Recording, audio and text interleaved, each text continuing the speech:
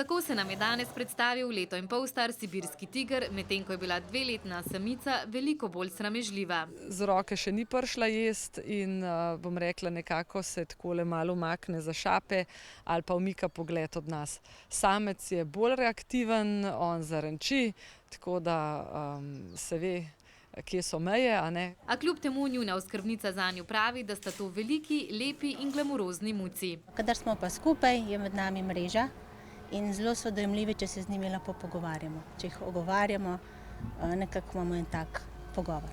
Tigri v povprečju spijo 16 ur na dan, aktivni in za obiskovalce atraktivni so le, ko se hranijo. Najlepše pa je, da če bodo imeli to srečo, da bodo dobili trenutek, ko jih hranimo. Takrat so zihar v gibanju. Vendar jutri, ko bosta tigra na ogled tudi širši javnosti, bodo v živalskem vrtu poskrbeli, da ju boste lahko občudovali od blizu. Odlično bosta na ogled, ker bosta v svojih sicer zunanjih prostorih, ne pa tukaj le na prostom, kar bo seveda obiskovalcem omogočilo, da jih vidijo čisto od blizu. Medtem ko opravljajo še zadnja dela pred jutrišnjim dogodkom, pa se sibirska lepotca še privajata na novo domovanje in skupno bivanje. Postopek združevanja zna potekati najmanj kakšna 2 meseca, pa tudi do pol leta. Lahko se zgodi tudi, da je par nezdružljiv.